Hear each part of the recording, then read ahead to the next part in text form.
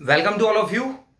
आज हम लोग नॉर्मल छोटे छोटे पॉइंट है एमसीक्यू के बारे में डिस्कस करने वाले हैं, और वो भी पर्टिकुलर एक ही subject, that means a company audit. कभी कभी आप जब कंपनी ऑडिट की प्रिपरेशन करते हो, और वो भी खास जब एमसीक्यूज के लिए, तो बहुत एक डिफिकल्ट हो जाता है कि एमसीक्यू कैसे सॉल्व करें। कोई पर्टिकुलर कंटेंट हो तो कंटेंट हम उसको समझ सकते हैं, उसको याद कर सकते हैं, बट एमसीक्यू बहुत अलग अलग जगह से आ सकते हैं।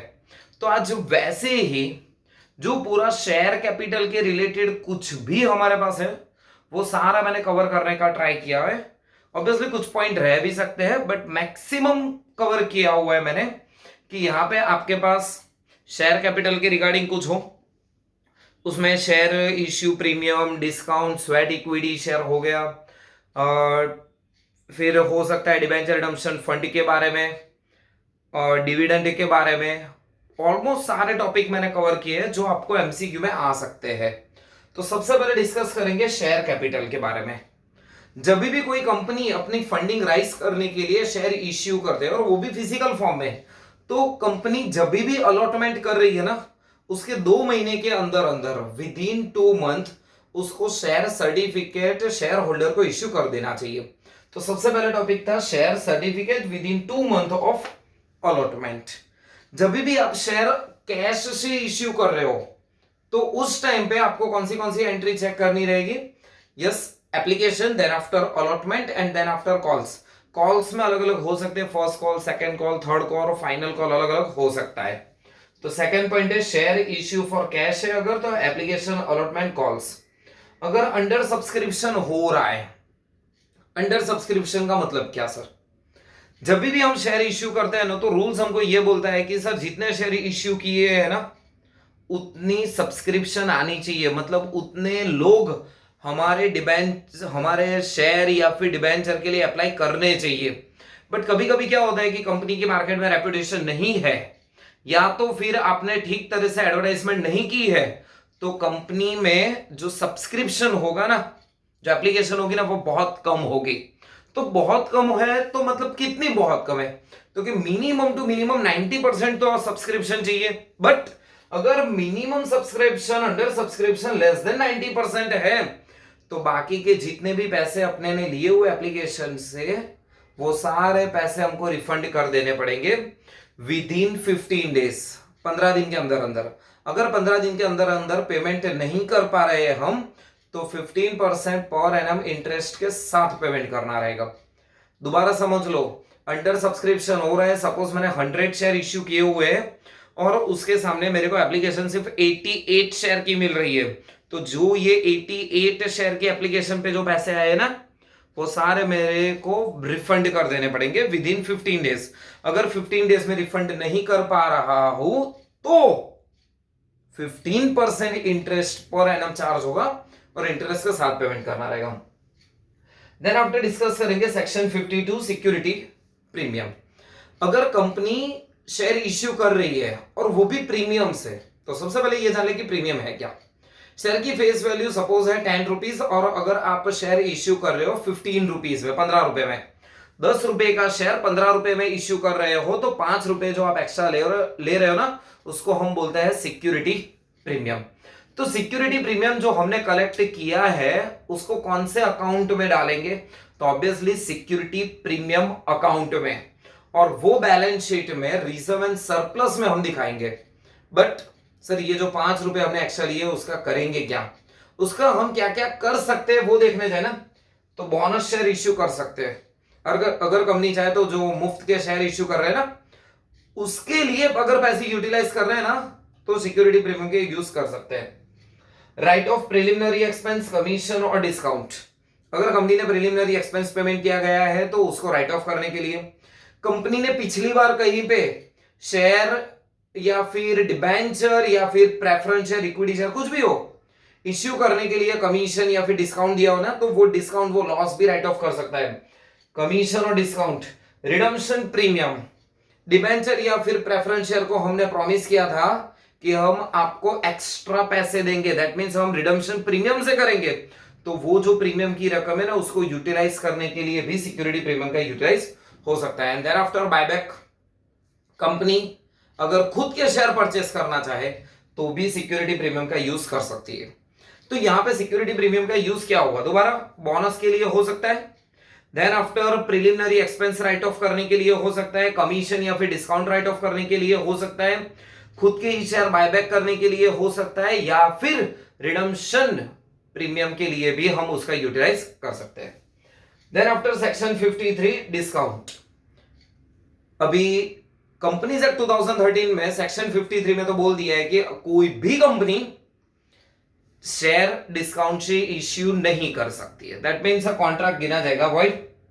बट अगर चाहे तो इश्यू कर सकती है, बट एक्सेप्ट वो कहां पे लिखा हुआ है, सेक्शन 54 में लिखा है। अगर उस तरीके से डिस्काउंट से इश्यू करे तो हमारे पास वैलिड है, वो बाद में डिस्कस करते हैं। बट अगर कोई कंपनी ने शेयर डिस्काउंट से इश्यू अगर कर दिया मान लो, तो पेनल्टी लगेगी, यस कंपनी के ऊपर भी लगेगी, बट कंपनी तो एक आर्टिफिशियल है, उसको हैंडल करने के लिए जो लोग होंगे ना उसके ऊपर भी पेनल्टी लगेगी। क्या पेनल्टी रहेगी, कंपनी के ऊपर पेनल्टी रहेगी minimum 1 lakh to maximum 5 lakh rupees, और सेम अगर जो भी उसमें ऑफिसर है ना उनके ऊपर भी सेम पेनल्टी है 1 लाख और maximum 5 lakh, but imprisonment up to 6 month, मतलब 6 महीने के लिए जेल की हवा भी खानी पड़ सके, या फिर दोनों ऑप्शन भी उसके अवेलेबल है। समझो यहाँ पे कंपनी के ऊपर जो पेनल्टी लगती है ना वो कंपनी के बैंक बैलेंस में से डिडक्ट होगा, बट जो ऑफिसर्स के ऊपर जो पेनल्टी लगती है ना वो ऑफिसर्स अपनी खुद की जेब में से निकाल के पैसे देंगे।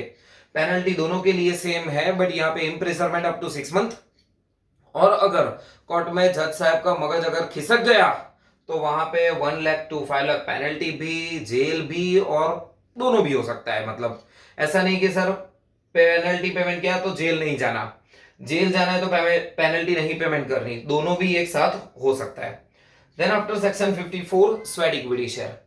स्वेट इक्विटी शेयर क्या है, कंपनी अपने ऑफिसर्स को या फिर कंपनी अपने एम्प्लॉय को जो शेयर मुफ्त में या फिर कम रेट पे जो प्रोवाइड करती है ना उसको हम बोलते हैं स्वेट इक्विटी शेयर।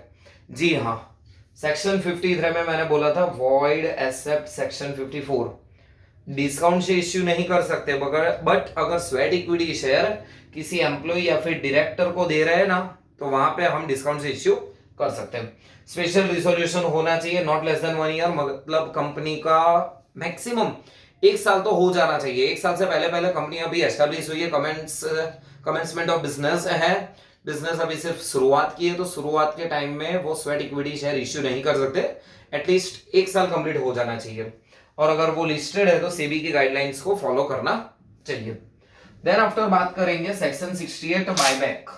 अगर हम शेयर बायबैक करते हैं, खुद के ही शेयर खुद अगर बायबैक करते हैं तो उसके लिए क्या प्रोविजन है, बट बायबैक करने के लिए पैसा चाहिए। पैसा कहां से ला सकते हैं, पैसा फ्री रिजर्व, सिक्योरिटी प्रीमियम, या फिर proceed. Proceed that means fresh equity share, मतलब जो अभी नए शेयर हम इश्यू कर रहे हैं ना उसमें से भी हम बायबैक कर सकते हैं। तो बायबैक के लिए पैसा कहां से लाएंगे, फ्री रिजर्व है, जनरल रिजर्व हो सकता है, सिक्योरिटी प्रीमियम हो सकता है, security premium, and then after proceed. कितना बायबैक कर सकते हैं, जो भी हमारे equity capital plus free reserve होगा उसके मैक्सिमम 10%। पूरे साल में कितना कर सकते हैं, तो कि जो भी हमारी पेड अप कैपिटल और फ्री रिजर्व है उसके 25%। बायबैक करने के बाद डेप्ट इक्विटी का ratio not more than that, मतलब 2:1 से ज्यादा नहीं होना चाहिए, ये मैक्सिमम लिमिट है, इससे ज्यादा डेप्ट इक्विटी रेशियो नहीं होना चाहिए after completion of a buyback. Only for fully paid up, मतलब मार्केट में जो फुल्ली पेड अप शेयर है उसको ही हम बायबैक कर सकते हैं, जो पार्टली पेड अप शेयर है उसको बायबैक करना अलाउड नहीं है। 12 month of passing resolution. Buyback कब कर सकते हैं, एक बार रिजोल्यूशन पास कर लिया, बोर्ड ऑफ डायरेक्टर ने डिसाइड कर दिया कि चलो सर बायबैक कर लेते हैं, बट जिस दिन रिजोल्यूशन पास किया है ना उसी दिन के 12 महीने के अंदर अंदर ये काम आपका खत्म हो जाना चाहिए।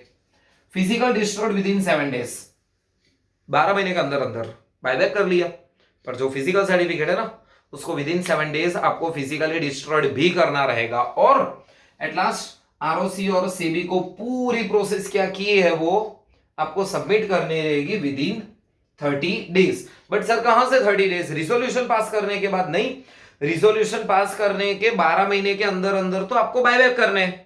बट अगर आप शेयर बायबैक कर रहे हैं, बायबैक की कंप्लीशन हो चुकी है, तो जिस दिन फाइनल कंप्लीशन हुआ है ना उसके with in 30 days ROC and CB को एक आपको लेटर भेजना रहेगा। सेक्शन 61 के बारे में बात करते हैं, अल्टरेशन ऑफ शेयर कैपिटल। अगर हम चाहे तो शेयर कैपिटल में अल्टरेशन कर सकते हैं। अल्टरेशन दैट मींस चेंजेस कर सकते हैं। तो पहले रफली डिस्कस कर लेता हूं।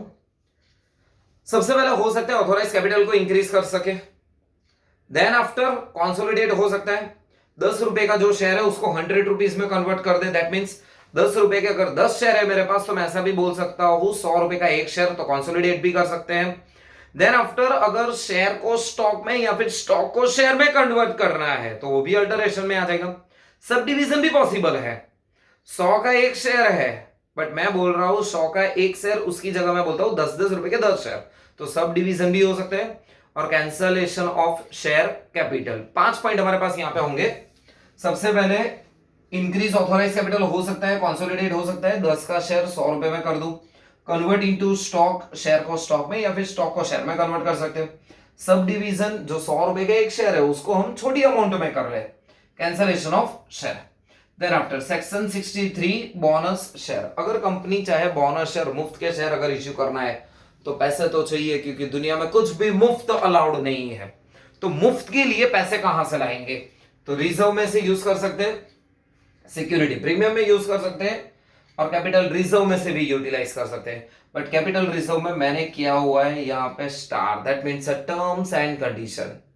अगर कैपिटल रिजर्व आपने क्रिएट किया हुआ है by the way of valuation of asset, तो आप वो कैपिटल रिजर्व से बोनस इश्यू नहीं कर सकते। नॉर्मल आपको कैपिटल रिजर्व एक्चुअली कैश में रियलाइज हुआ है तो ही आपको यूटिलाइज कर सकते हैं, बट रिवैल्यूएशन रिजर्व का जो कैपिटल प्रॉफिट होगा ना उससे हम बोनस इश्यू नहीं कर सकते। कैपिटल रिडम्पशन रिजर्व, अगर हम रिफंड कर रहे हैं प्रेफरेंस शेयर या फिर डिबेंचर को अगर रिडम्पशन कर रहे हैं तो उस टाइम पे रिजर्व के बारे में बात कर रहे हैं। तो रिडम्पशन आउट ऑफ प्रॉफिट, अगर हम प्रॉफिट में से रिडम्पशन कर रहे हैं ना तो ही वो हमारा जाएगा सीआरआर अकाउंट में, कैपिटल रिडम्पशन रिजर्व। इसका यूटिलाइज कहां पे कर सकते हैं? कैपिटल रिडम्पशन रिजर्व का यूटिलाइज कहां पे कर सकते हैं? Use for the bonus issue. तो यस, मैं बोनस इश्यू में यहां पे लिख सकता हूं कैपिटल रिडम्पशन रिजर्व, सीआरआर का यूटिलाइज कर सकते हैं। कहां पे बताएंगे कैपिटल रिडम्पशन रिजर्व? तो बैलेंस शीट में लायबिलिटी रिजर्व एंड सरप्लस।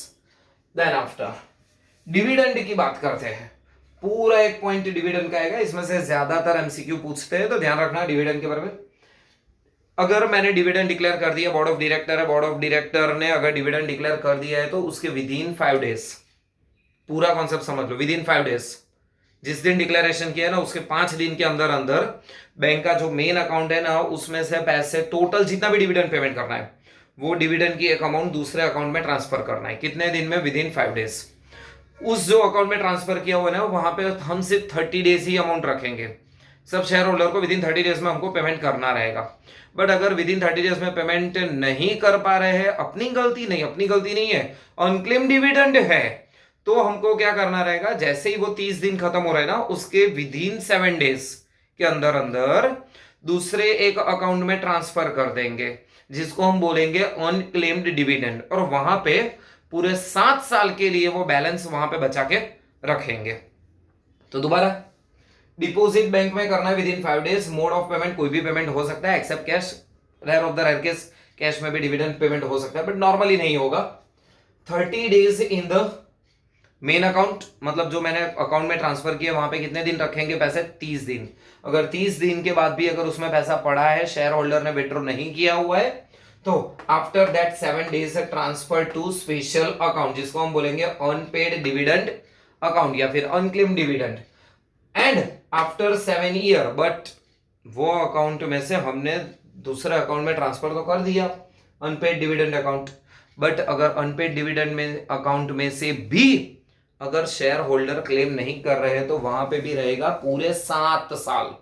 7 साल के बाद आईईपीएफ अकाउंट में पूरा जो भी बैलेंस होगा वो ट्रांसफर हो जाएगा।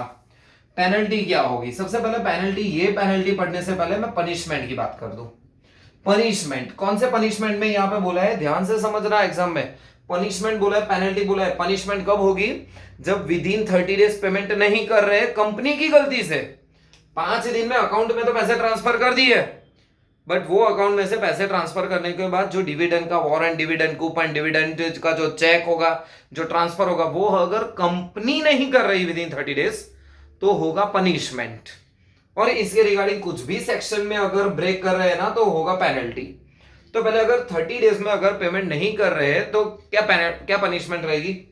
तो इम्प्रिजनमेंट लेस देन और इक्वल टू 2 ईयर, मतलब 2 या फिर 2 से कम साल तक आपको जेल की हवा खानी पड़ेगी। 1000 पर डे, एक एक दिन का, जितना दिन आप लेट करोगे उतना 1,000 रुपया कंपनी के ऊपर जो ऑफिसर्स होगा ना उसके ऊपर चार्ज होता रहेगा। पर डे 1000, और वहां पे भी जाने नहीं दिया जाएगा। अगर आप कंटिन्यू फेलियर हो रहे हो ना तो 18% इंटरेस्ट भी जो पेमेंट करना रहेगा उसके साथ भी होगा। तो अगर 30 डेज में कंपनी नहीं पेमेंट कर रही, कंपनी की गलती है, तो होगा punishment imprisonment less than 2 year, 1000 per day and interest at the rate 18% per annum. But penalty for non compliance का क्या होगा? अगर इसके रिगार्डिंग कुछ भी रूल्स रेगुलेशन फॉलो नहीं कर रही कंपनी तो क्या होगा? कंपनी के ऊपर पेनल्टी लगेगी फ्लैट 1 लाख, बट 1 लाख से काम नहीं होगा, पर डे 500 और एक्स्ट्रा होता रहेगा। बट ये बढ़ता बढ़ता कितना सर बढ़ता जाएगा? तो मैक्सिमम 10 लाख, 10 लाख से ऊपर ज्यादा की वो पेनल्टी नहीं ले सकते हमारे पास।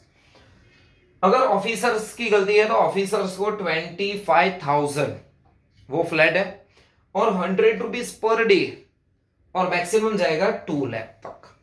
ध्यान से समझो, ये कंपनी के ऊपर जा रहा है, फ्लैट 1 लाख तो हो ही रहा है, 1 लाख के ऊपर 500 पर डे, पर 10 दिन भी हो गए ना तो 5,000 बढ़ गए।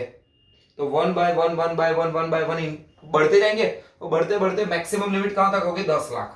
ऑफिसर्स की बात कर रहे हैं तो 25,000 प्लस 100 रुपीज पर डे तो है, बट वो मैक्सिमम लिमिट जाएगी अपनी 2 लाख तक। पनिशमेंट हो गया। डिबेंचर के बारे में बात कर रहे हैं। डिबेंचर जब भी कंपनी इश्यू करती है ना तो डिबेंचर वापिस पेमेंट करना ही होता है डिबेंचर का 5 या 6-7 साल में। बट अगर कंपनी चाहे तो मैक्सिमम 10 साल तक डिबेंचर रख सकती है, मतलब 10 साल के बाद तो डिबेंचर को आपको पेमेंट करना रहेगा ही। दैट मीन्स डिबेंचर को रिडम्पशन मैक्सिमम 10 ईयर। तो क्या सर उससे ज्यादा नहीं रख सकते? रख सकते हैं, लेकिन वही कंपनी रख सकती है जो इंफ्रास्ट्रक्चर प्रोजेक्ट में एंगेज है। दोबारा बोल रहा हूं, इंफ्रास्ट्रक्चर प्रोजेक्ट में जो एंगेज है ना वो ही कंपनी रख सकती है, वो मैक्सिमम 30 ईयर तक रख सकती है। Otherwise normal all company 10 year, then after infrastructure company है तो 30 year. Any kind of charge except pledge, मतलब मैं कंपनी के डिबेंचर परचेस कर रहा हूं तो डिबेंचर तो मैं कंपनी को एज अ लोन दे रहा हूं ना, तो क्या मेरे पैसे सुरक्षित है? मैं कुछ उनके पास चार्ज ले रहा हूं। चार्ज दैट मीन्स कुछ गिरवे रखवा रहा हूं, तो कुछ भी गिरवे रखवा लो। हाइपोथिकेशन कर सकते हो, मॉर्गेज कर सकते हो, लियान कर सकते हो, कुछ भी कर सकते हो, बट प्लेज वाला आप सिस्टम एक्सेप्ट नहीं कर सकते। क्योंकि प्लेज में होता क्या है कि प्लेज अगर मैं करवा रहा हूं ना तो कंपनी की प्रॉपर्टी मेरे अंडर कस्टडी में रहेगी, जो कंपनी अलाउड नहीं करती। आपको उसके डॉक्यूमेंट्स, आपका टाइटल, वो सब मिल जाएगा, बट आपकी उसकी कस्टडी जो फिजिकल फॉर्म असेट है ना वो आपको ट्रांसफर नहीं कर सकते। दैट मीन्स किसी भी तरीके से आप गिरवे रख लो लेकिन प्लेज नहीं कर सकते। Then after only movable asset in a charge. Hypothecation कर रहे हो, मॉर्गेज कर रहे हो तो सिर्फ movable property, immovable property, land and building allowed नहीं है। आप कंपनी को ऐसा नहीं बोल सकते क्या तू अपना पूरा बिल्डिंग गिरवे रख, हम आपको डिबेंचर दे रहे हैं। तो डिबेंचर रिडम्पशन फंड एटलीस्ट 25% तक होना चाहिए जो डिबेंचर की वैल्यू है। इन्वेस्टमेंट जिस साल में डिबेंचर को रिडम्पशन करना है वो साल जब शुरुआत होता है ना तब अप्रैल के जो फर्स्ट 30 डेज है, यहां पे ऐसा भी बोल सकता हूं विद इन 30 डेज। पर 30 डेज कहां से? 1 अप्रैल टू 30 अप्रैल, 30 दिन के अंदर अंदर आपको एक इन्वेस्टमेंट परचेस करना रहेगा। जितने भी डिबेंचर है उसके 15% आपको परचेस करने रहेंगे इन्वेस्टमेंट। और वो भी कौन से? नॉर्मली कोई इन्वेस्टमेंट नहीं, आपको स्पेसिफाइड इन्वेस्टमेंट ही परचेस करने रहेंगे जहां पे रिस्क बहुत कम है या फिर नहीं है रिस्क, ऐसी जगह पे ही आप उसको इन्वेस्टमेंट कर सकते हो। तो इतना बहुत सारे अलग अलग अलग अलग टॉपिक के एमसीक्यू से जो मैंने पूरा यहां पे आपके लिए कवर कर लिया है। आप चाहो तो स्क्रीनशॉट लेके शांति से देख सकते हो बाद में। तो ये था आपके पूरे एमसीक्यू। तो इसके रिगार्डिंग अगर कुछ डाउट्स है, फिर भी इसके अलावा भी कुछ डाउट्स है, तो नीचे कमेंट सेक्शन में आप लिख सकते हो। Okay, all the best.